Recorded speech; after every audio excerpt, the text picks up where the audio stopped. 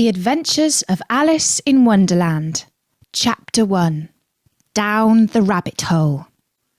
Hello everybody, this is Natasha, and His Royal Highness Prince Bertie the Frog has commanded me to read you the first chapter of Alice in Wonderland.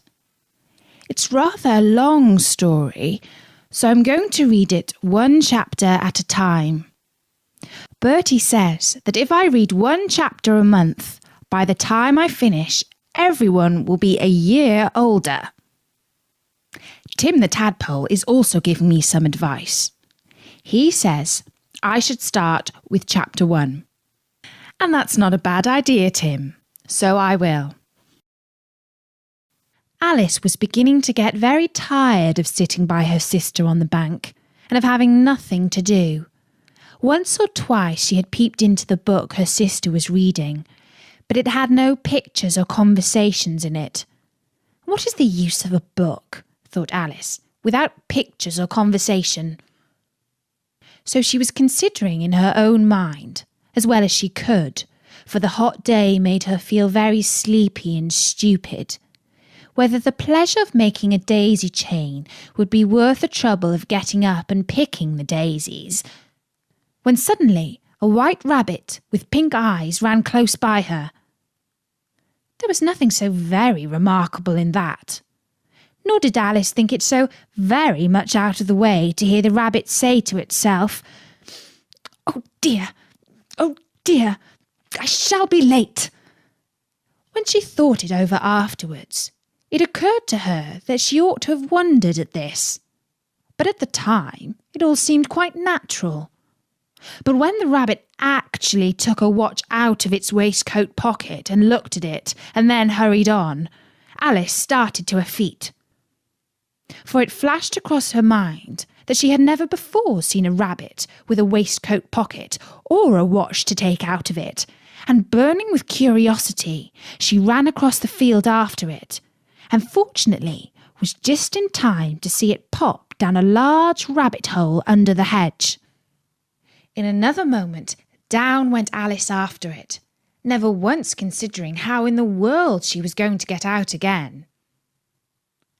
The rabbit hole went straight on like a tunnel for some way, and then dipped down suddenly, so suddenly that Alice had not a moment to think about stopping herself, before she found herself falling down a very deep well. Either the well was very deep, or she fell very slowly, for she had plenty of time as she went down to look about her and to wonder what was going to happen next. First, she tried to look down and make out what she was coming to, but it was too dark to see anything. Then she looked at the sides of the well and noticed that they were filled with cupboards and bookshelves. Here and there she saw maps and pictures hung upon pegs. She took down a jar from one of the shelves as she passed it. It was labelled Orange Marmalade.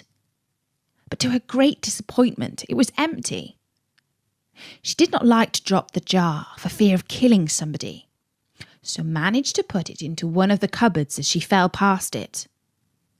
Well, thought Alice to herself, after such a fall as this, I shall think nothing of tumbling downstairs. How brave they'll all think me at home. Why, I wouldn't say anything about it, even if I fell off the top of the house, which was very likely true. Down, down, down. There was nothing else to do. So Alice soon began talking again. Dinah'll miss me very much tonight, I should think. Dinah was the cat. I hope they'll remember her saucer of milk at tea time. Dinah, my dear, I wish you were down here with me. There are no mice in the air, I'm afraid. But you might catch a bat, and that's very like a mouse, you know. But do cats eat bats, I wonder? And here Alice began to get rather sleepy, and went on saying to herself in a dreamy sort of way, do cats eat bats? Do cats eat bats? And sometimes, Do bats eat cats? For you see, as she couldn't answer either question, it didn't matter which way she put it. She felt that she was dozing off and had just begun to dream that she was walking hand in hand with Dina and saying to her very earnestly, "Now, Dina, tell me the truth. Did you ever eat a bat?" When suddenly, thump, thump, down she came upon a heap of sticks and dry leaves, and the fall was over. Alice was not a bit hurt, and she jumped up onto her feet in a moment. She looked up, but it was all dark overhead.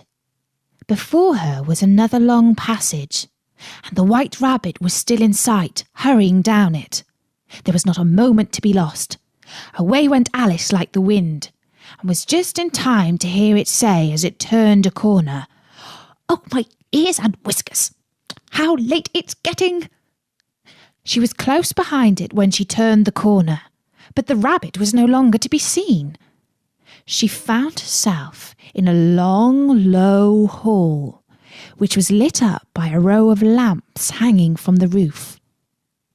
There were doors all around the hall, but they were all locked, and when Alice had been all the way down one side and up the other, trying every door, she walked sadly down the middle, wondering how she was ever to get out again. Suddenly she came upon a little three-legged table, all made of solid glass. There was nothing on it except a tiny golden key, and Alice's first thought was that it might belong to one of the doors of the hall. But alas, either the locks were too large or the key was too small. But at any rate, it would not open any of them. However, on the second time round, she came upon a low curtain she had not noticed before, and behind it was a little door about 15 inches high. She tried the little golden key in the lock, and to her great delight, it fitted. Alice opened the door and found that it led into a small passage, not much larger than a rat hole. She knelt down and looked along the passage into the loveliest garden you ever saw.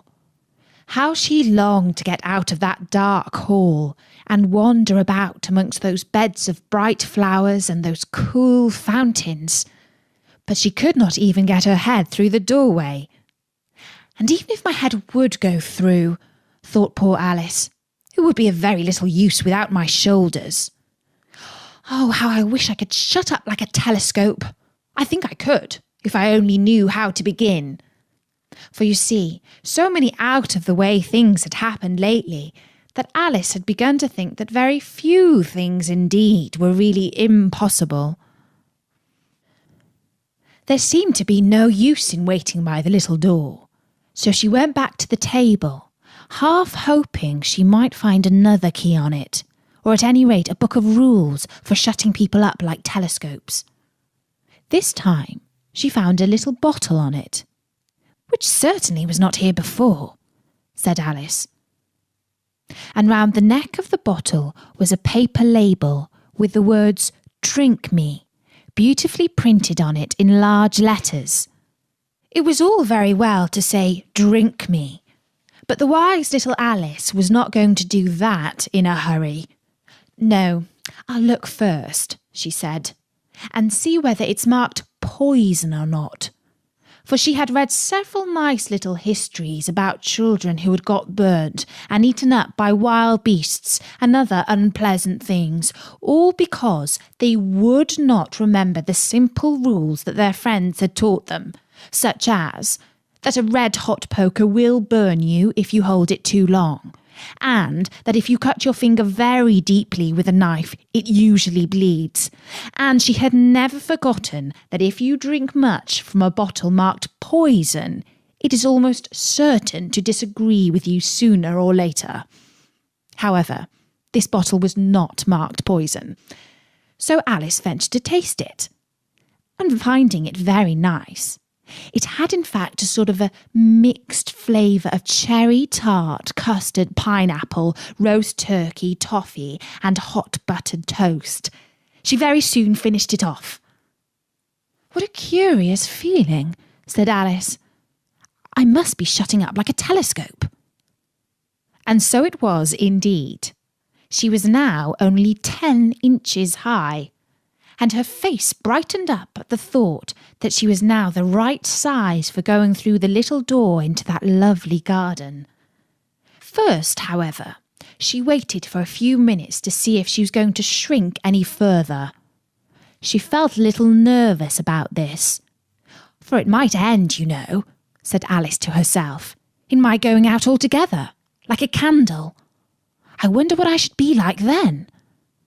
And she tried to fancy what the flame of a candle is like after the candle is blown out, for she could not remember ever having seen such a thing. After a while, finding that nothing more happened, she decided on going into the garden at once. But alas for poor Alice! When she got to the door, she found she had forgotten the little golden key, and when she went back to the table for it, she found she could not possibly reach it.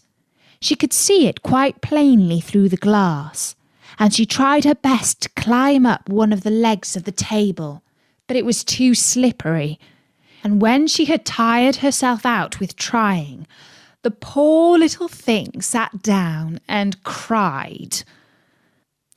"Come, there's no use in crying like that," said Alice to herself, rather sharply.